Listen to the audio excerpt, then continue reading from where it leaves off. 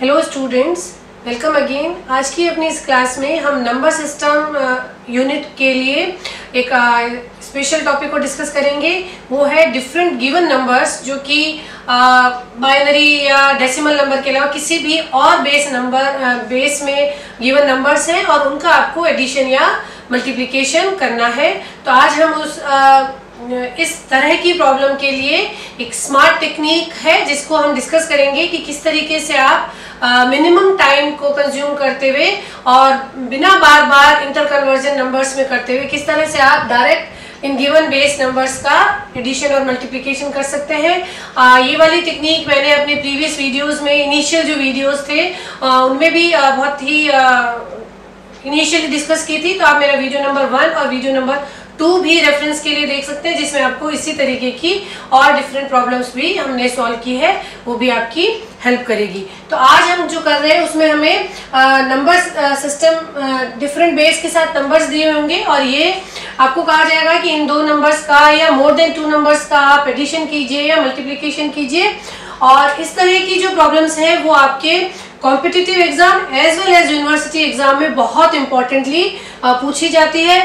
Students का जब थोड़ा सा डिजिटल इलेक्ट्रॉनिक्स पे उनका, जैसे कि हमने कहा कि क्योंकि ये बहुत उनको इंटरेस्टिंग सब्जेक्ट लगता है और थोड़ा सा इजी उनको फील होता है, तो वो प्रैक्टिस इस पे कम करते हैं और उसकी वजह से जो उनके प्रोसीजर हैं जो वो अडेप्ट करते हैं वो टाइम कंज्यूमिंग हो जाने की वजह से आपका फाइनली आप उसमें जो स्कोर जितना कर सकते हैं उतना नहीं कर पाते। तो डिजिटल इलेक्ट्रॉनिक्स मैं आपको बार बार मेंशन कर रही हूँ कि डिजिटल इलेक्ट्रॉनिक्स में कॉन्सेप्ट के साथ साथ प्रैक्टिस और शॉर्ट टेक्निक्स जो है, स्मार्ट टेक्निक्स जो है, वो भी बहुत इंपॉर्टेंट आपके लिए है एग्जामिनेशन पॉइंट ऑफ व्यू से। तो आज हम जो टेक्निक सीख रहे हैं, अगर हम इसकी बात करें कि एक नॉर्मल स्टूडेंट की तरह से बात करें, तो अगर ये बेस 5 का आपको 2 नंबर का मल्टीप्लिकेशन दिया होगा तो जनरली स्टूडेंट्स इन बेस 5 को डेसिमल में कन्वर्ट करेगा, 2 डेसिमल नंबर का मल्टीप्लिकेशन करेगा और फाइनल आउटपुट को अगेन बेस 5 में कन्वर्ट करेगा। तो वो 2 बार इंटर कन्वर्जन करता है, टाइम उसमें आपका ज़्यादा कंज्यूम हो गया और आपको ये जो प्रॉब्लम थी उसको सॉल्व करने में मैनुअल जो मिस्टेक्स है उसके चांसेस भी बहुत बढ़ जाते हैं। तो आपको आज एक टेक्निक डिस्कस करते हैं, उसमें आपको करना क्या है कि आपको जो भी बेस नंबर दिए हुए हैं, पहले हम डेसिमल नंबर्स के डायरेक्ट बेस कन्वर्जन को टेबुलर फॉर्म में डिस्कस करते हैं, फिर उसके बाद हम आते हैं कि कैसे आप उनको डायरेक्ट एडिशन और मल्टीप्लिकेशन भी कर सकते हैं। देखिए, आपको डेसिमल नंबर, ठीक, डेसिमल नंबर गिवन है। डेसिमल नंबर हम लिख लेते हैं 0 से 10 तक। एक बार 0 1 2 3 4 5 6 7 8 9 एंड 10। ठीक, आपको जब भी किसी गिवन डेसिमल नंबर को बेस 3, बेस 5, बेस 7, बेस 11 में कन्वर्ट करना होता है तो आप उसे लॉन्ग डिवीजन मेथड से डेसिमल नंबर को कंटिन्यूसली डिवाइड करते हैं और अपना इक्विवेलेंट नंबर लेते हैं। आप देखिए, अगर मैं इसके लिए बेस 3 लिखूं, ठीक है, तो आप बेस 3 में आपको अलाउड डिजिट्स क्या होगी, 0 1 और 2। इन्हीं 3 डिजिट्स के साथ आप बेस 3 में नंबर लिख सकते हैं। और अगर इन नंबर्स का बेस 3 इक्विवेलेंट लिखा जाए तो this will be 0, this will be 1, this will be 2। 3 onward आपका जो नंबर है वो हो जाएगा 1 0। ठीक, फिर ये हो जाएगा 1 1, ये हो जाएगा 1 2, फिर ये हो जाएगा 2 0 2 1 2 2 0 0 1। ठीक, और इसको आप लिखेंगे 1 0 1। ओके, तो यहाँ पे क्योंकि 3 अलाउड नहीं है ना, तो आप अगर बात करते हैं बेस 3 की तो 0 1 2 यूनिट नंबर यही रहेंगे। फिर उसके बाद हर 3 नंबर के बाद में आपकी जो सेकेंड LSB है वो इंक्रीज हो जानी है, सेम रहेगी। फिर 3 डिजिट तक 0 1 2, ये जो सीक्वेंस है आपकी ऐसे रहेगी 0 1 2 0 1 2 0 1 2। और यहाँ पे ये फर्स्ट इनिशियली आपकी ये जो डिजिट थी वो 0 0 0 थी, फिर ये 1 1 1, फिर 2 2 2। ये हर डिजिट के बाद बदल रही है LSB, और सेकेंड जो LSB है वो आपकी हर 3 डिजिट्स के बाद बदलती है, और ये जो सेकेंड और थर्ड जो आपकी है वो हर 9 डिजिट्स के बाद बदलेगी, जिस तरह से आपका डेसिमल नंबर में यूनिट्स आपकी 9 नंबर तक सेम रहती है, फिर आपका टेंस जो है वो अगेन आपके 10 नंबर्स तक सेम रहता है। तो इसी तरीके से आप इसका सीधा इक्विवेलेंट बेस 3 भी कैलकुलेट कर सकते हैं। इसी नंबर को अगर आपको बेस 5 में कन्वर्ट करना हो, ठीक है ना, बेस 5 में अगर हम इसको लिखें तो ये 0 1 2 3 4 तक अलाउड है। 4 के बाद में आपकी काउंटिंग बढ़ जाएगी, आपका जो टेंस नंबर है वो बढ़ जाएगा 1 0 1 1 1 2 1 3 1 4 तक ये अलाउड है। फिर आपका हो जाएगा 2 0, फिर आपकी 2 1 2 2 2 3 2 4 एंड 3 0। इस तरीके से आपकी काउंटिंग जो है वो चलेगी। और आप ये इक्विवेलेंट जो डेसिमल की बेस आर में टेबल है उसको आप बना लीजिए। कहीं पे भी रुक के आप क्रॉस चेक कर सकते हैं कि क्या मैंने कहीं टेबल में कुछ मिस्टेक तो नहीं कर दी। जैसे कि अभी यहाँ हो रहा था 3 लिख रहे हैं, 3 अलाउड नहीं है। बेस आर में 0 से लेके r-1 तक डिजिट्स ही अलाउड है। तो आपने ये लिखा है, आप यहाँ पे चेक कर लीजिए कि क्या आपने नंबर ठीक कन्वर्ट किया है। अगर बेस 3 को कन्वर्ट करें डेसिमल में तो ये क्या आ जाएगा 2 + 6 8। यहाँ पे आप इसे चेक कर सकते हैं कि क्या आपने बेस 5 में ये ठीक लिखा है। ये हो गया 3 + 5 8। आप अपनी जो आपने इक्विवेलेंट डेसिमल की बेस आर इक्विवेलेंट टेबल बनाई है उसे आप फर्स्ट लूप में राइट डाउन कर लीजिए। और कहीं पे भी कि हम मैनुअल मिस्टेक नहीं कर रहे हैं, किसी एक नंबर को आप क्रॉस चेक करके और इसकी जो करेक्टनेस है उसे भी आप चेक कीजिए और फिर आप डायरेक्टली इसे एडिशन और मल्टीप्लिकेशन में काम में ले सकते हैं। तो आप आई होप कि आपको डायरेक्ट टेबल बनानी आ गई होगी। बेस 7 की अगर बनाएंगे तो आपकी बेस 7 की जो टेबल है वो इस तरह से कुछ बनेगी।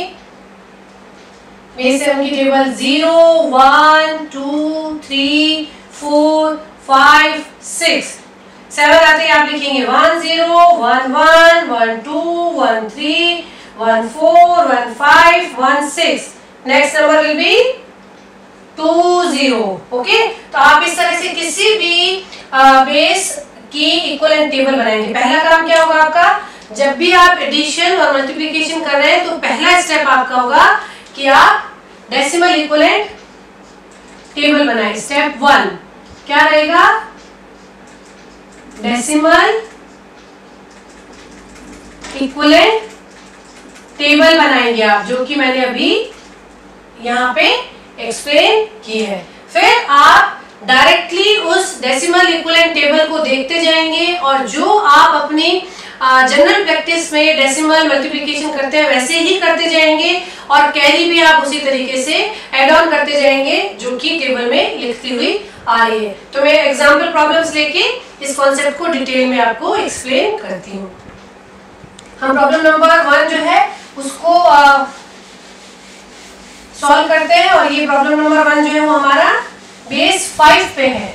ठीक है, तो आप पहले तो आपको डेसिमल इक्विवेलेंट टेबल बनानी होगी। दूसरा काम क्या करना होगा कि पहले आप ये देखिए कि इस एडिशन और मल्टीप्लिकेशन में लार्जेस्ट पॉसिबल नंबर क्या आ सकता है। जैसे कि अगर आप बेस 5 का एडिशन करेंगे तो 4 + 4 8, या अगर कैरी आई 2 या 3 तो आप 10 9 10 तक अपनी इक्विवेलेंट टेबल बनाइए। इसी तरीके से अगर आप बेस 5 का मल्टीप्लिकेशन कर रहे हैं तो लार्जेस्ट नंबर 4 होगा, तो 4 × 4 16 और 2 से 3 कैरी, तो आप ऑलमोस्ट 20 तक डेसिमल इक्विवेलेंट टेबल बना लीजिए। तो पहले अपनी गिवन प्रॉब्लम के जो नंबर्स हैं उनसे आप टेंटेटिव पॉसिबल लार्जेस्ट नंबर को फाइंड आउट करके और यहाँ पे आप एक इक्विवेलेंट टेबल बनाइए और फिर उस इक्विवेलेंट टेबल से आप डायरेक्ट इन एडिशन और मल्टीप्लिकेशन को कीजिए बिना 2 टाइम कन्वर्जन के। ओके, तो मैं यहाँ पे इसका बेस 5 इक्विवेलेंट लिख देती हूँ। हम प्रॉब्लम नंबर 1 को डिस्कस करेंगे बेस 5। ठीक, 4 7। ओके, तो यहाँ पे मुझे 9 10 के ऑलमोस्ट डिजिट्स जो है वो रिक्वायर्ड होगी। आप इसमें लिख सकते हैं 0 1 2 3 4, then 1 0 1 1 1 2 1 3 1 4 2 0 2 1 2 2। ठीक है, इस तरीके से हम एक ये आपका 11 और 12 के लिए। ठीक, अब आपका जो प्रॉब्लम नंबर 1 था उसको हम लिखे। प्रॉब्लम नंबर 1 आपकी जो है वो है 4 1 2 2। ऐड करना है आपको 3 4 1 4। सभी नंबर जो है वो बेस 5 में गिवन है। तो जिस भी बेस में आपसे प्रॉब्लम पूछी गई है एडिशन और मल्टीप्लिकेशन की, टेबल हमने बना ली है। स्टेप 1 रहेगा डेसिमल इक्विवेलेंट टेबल आप बनाएंगे और उसके बाद आप दोनों नंबर्स को सिंपली जो डेसिमल एडिशन पैटर्न था उसी के साथ आप ऐड करेंगे। 2 + 4 4 इज 6। 6 को आप इस टेबल में देखिए क्या लिखा जाता है 11। तो आप लिखेंगे 11, उसमें आप लिखेंगे 1 और 1 को आप कैरी फॉरवर्ड ले जाएंगे। फिर 1 + 2 + 1 is 4 4 is 4। अगेन 1 + 4 4 is 5 5 का बेस 5 इक्विवेलेंट है 1 0। तो आप 1 0 ही यहाँ लिखेंगे जिसमें से 0 यहाँ लिख दिया जाएगा और 1 को कैरी फॉरवर्ड कर दिया जाएगा। 1 + 4 5 5 + 3 8 8 का बेस 5 इक्विवेलेंट है 13। आप क्या कर रहे हैं, आप सिंपली अपने नंबर को बेस 5 को लिख रहे हैं। जो आप वर्बली कैलकुलेट कर रहे हैं वो आपकी कैलकुलेशन डेसिमल में है और आप यहाँ पे जो फाइनल रिजल्ट लिख रहे हैं वो आप अगेन बेस 5 में लिख रहे हैं। तो स्टेप 2 क्या होगा आपका, स्टेप 2 में आप स्टेप 2 ऐड और मल्टीप्लाई इन डेसिमल पैटर्न।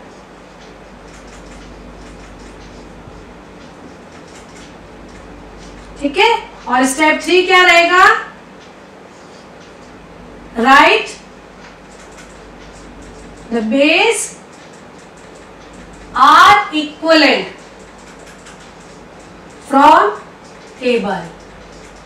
जो भी एडिशन और मल्टीप्लिकेशन का डेसिमल रिजल्ट आ रहा है उसका बेस आर इक्विवेलेंट लिखते जाइए और कैरी को भी लिखते जाइए। जो कैरी आ रही है उसको भी आप लिखते जाइए और जो रिजल्ट जो आपका नंबर आ रहा है उसको भी आप लिखते जाइए। आपको जो रिजल्ट मिलेगा वो आपको डायरेक्टली बेस 5 में मिल जाएगा। आप इनको किसी भी जगह पे क्रॉस चेक भी कर सकते हैं।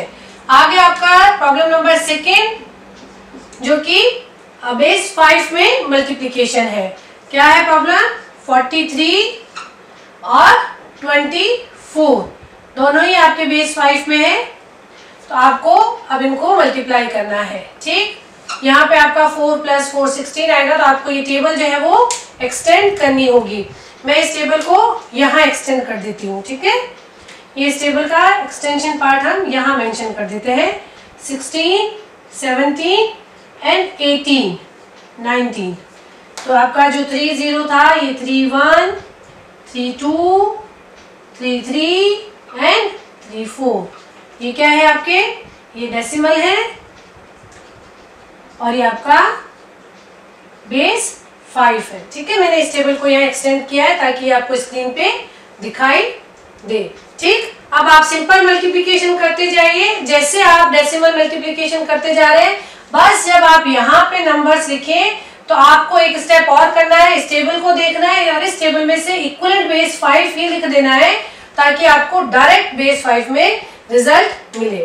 ठीक, तो हम इसको सॉल्व करें। 3 4 12 3 4 12 12 का इक्विवेलेंट देखिए 22। तो 2 को आप लिख दीजिए और 2 को आप कैरी फॉरवर्ड ले जाइए। 4 4 16 16 + 2 18 18 को क्या लिखते हैं 33। तो आपने लिख दिया 3। ठीक है, फिर आपने 1 क्रॉस देन 2 3 6 6 को लिखते हैं 1 1। तो 1 का एक 1 यहाँ आ गया, दूसरा 1 जो है वो कैरी फॉरवर्ड हो गया। फिर 2 4 8 8 + 1 9 9 को क्या लिखते हैं 1 4। आपने इसको लिख दिया 1 4। आप सिंपली लिखते जाएंगे नंबर को और सिंपली आप इसको परफॉर्म करते जाएंगे। आपको जो आंसर मिलेगा वो बेस 5 में मिल जाएगा। अब फिर आप इसको बेस 5 में ही एडिशन कीजिए, इनको बेस 5 नंबर ट्रीट करते हुए एडिशन कीजिए। This will be 2, 3 + 1 will be 4, 3 + 4 will be 7। 7 को आप लिखेंगे 1 to 12, 2 को लिखेंगे, 1 को कैरी फॉरवर्ड कर देंगे और 1 + 1 is 2। तो आपका 43 in base 5 multiplied by 24 in base 5, the result will be 2242 in base 5। यहाँ पे आप इसे चेक भी कर सकते हैं। ये आपका हो गया 23 और ये आपका हो गया 14। और इसका अगर आप मल्टीप्लिकेशन करेंगे तो मल्टीप्लिकेशन आपका आता है 322 डेसिमल में, और इसको जब आप वापस कन्वर्ट करेंगे तो ये भी आपका 322 डेसिमल में आ जाता है। ठीक है, आई होप कि आपको समझ में आ गया कि किस तरीके से आपको गिवन बेस के नंबर्स को डायरेक्टली ऐड और मल्टीप्लाई करना है। पहला स्टेप रहेगा कि आप इक्विवेलेंट टेबल बनाइए, डेसिमल इक्विवेलेंट टेबल बनाइए। आप जो वर्बली बोल रहे हैं उसको डेसिमल में बोलिए, डेसिमल में एडिशन और मल्टीप्लिकेशन को बोलिए, लेकिन जब लिखें तो इस टेबल को देख के लिखें, डायरेक्ट रिजल्ट आप कैलकुलेट कर लेंगे। अब हम सॉल्व करें प्रॉब्लम नंबर 3 जो बेस 3 पे बेस्ड है। तो आपको पहला स्टेप क्या करना होगा, पहले आपको बेस 3 इक्विवेलेंट टेबल बनानी होगी। ठीक है, तो मैं यहाँ पे पहला स्टेप फॉलो अप करती हूँ, बेस 3 इक्विवेलेंट टेबल बना देते हैं इसमें। ठीक है, यहाँ से आपकी एंट्री बदल जाएगी। ठीक है, मैं इसको मॉडिफाई कर देती हूँ ताकि आप लोगों के लिए कोई कंफ्यूजन ना हो।